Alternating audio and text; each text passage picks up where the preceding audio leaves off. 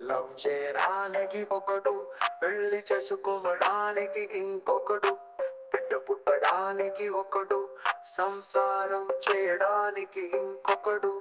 ఇలాంటి అమ్మాయిలు ఎక్కడున్నారో తెలుసా? నీ కళ్ళ ముందే నీ లవ రూపంలో ఉన్నారు రా పిచ్చోడా.